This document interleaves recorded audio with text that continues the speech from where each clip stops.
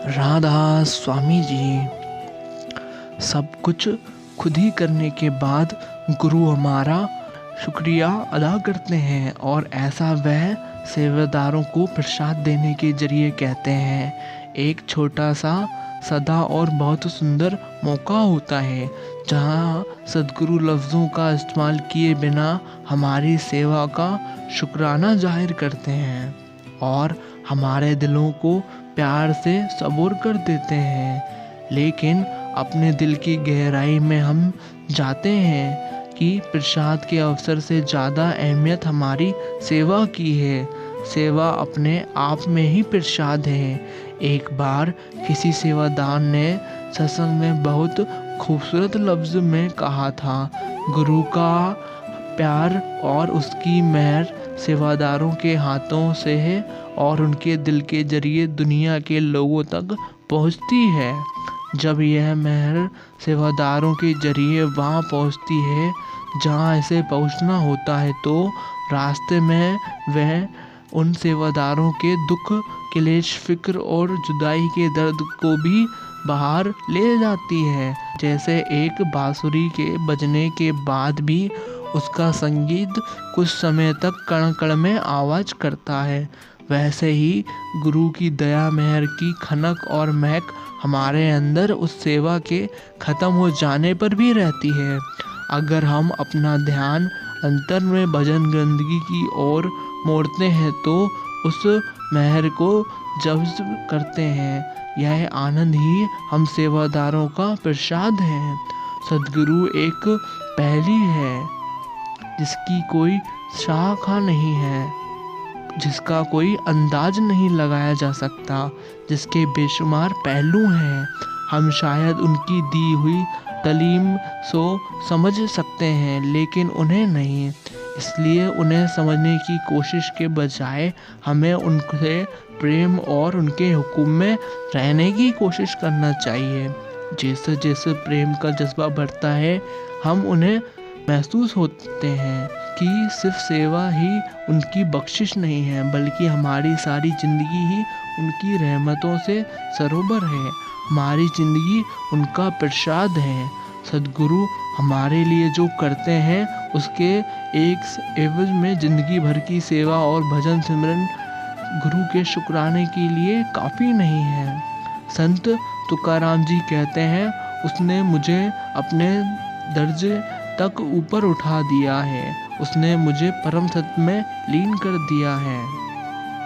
हमारे मन पर हमारा नियंत्रण की कमी का एक बहुत बड़ा कारण है ये भी होता है कि हम सब अजीबोगरीब विरोधकों में बड़े व्यक्ति हैं। जब तक हम इसका ट्रीटमेंट नहीं कराएंगे तब तक मन पर नियंत्रण बनाए रखना बहुत कठिन होगा। आप स्वयं जांचिए, परखिए और ये काम करने प्रति तरह नियम होकर कीजिए।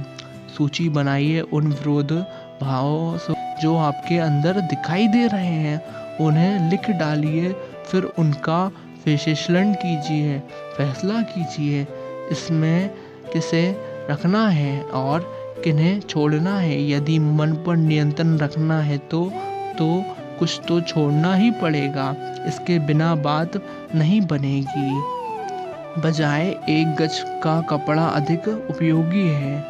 छोड़िए उन विरोधी को जिनके लिए आप काम करना चाहते हैं।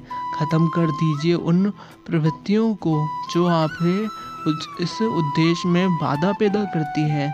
ऐसा करते ही आप देखेंगे कि किसी प्रकार धीरे धीरे आपका मन शांत होता जा रहा है। जिन विरोधों को आप अपने अंदर ख़त्म कर दिए हैं उनकी तरफ से मन ने जाना बंद कर दिया है। यदि मन ने उधर जाना बंद कर दिया है तो ये इस बात का प्रमाण है कि आपका मन पर पकड़ मजबूत होती जा रही है। आप पाएंगे धीरे धीरे वह पकड़ बनती ही चली जाएगी। दिल की बात। सत्संगियों, प्रेमियों, हम भी आंखें बंद किए हुए हैं, वरना परमात्मा रूपी प्रकाश तो हर तरफ ही विद्यमान है। हमारी आंख बंद होने से उस प्रकाश का क्या लेना देना है। प्रकाश कब से जिद करता है कि तुम आँख खोलोगे तभी मैं प्रकट होऊंगा। प्रकाश ही हमारे लिए कोई जिद नहीं है, वह तो प्रत्यक्ष रूप से प्रकट है। जिद तो हमारी है जो हम आँख मूंदे हुए हैं। प्रकाश हमारी आँख जबरदस्ती नहीं खोलता, उसने हमें स्वतंत्र रखा हुआ है। अपनी आँख खोलने के लिए प्रकाश अत्यंत प्रतीक्षा कर सकता है, किंतु हमारा जीवन तो क्षणभंगुर है जी। प्रेमियों, परमात्मा तो सदैव ही प्रकट है, हम सब तरफ से बंद हैं। जब तक मन मौन नहीं होगा और वाणी शून्य नहीं होगी, तब तक उसे पाने का प्रयास नहीं हो सकता। ऐसे सफल प्रयास हम अपने सद्गुरु देव के वचनों और नियमों को पालन करने कर सकते हैं। वही इस मार्ग के सर्वश्रेष्ठ ज्ञाता वे तारणहार हैं। सद्गुरु के सिमरन व ध्यान से ही मन को मौन और वाणी को शून्य किया जा सकता है। राधा स्वामी जी।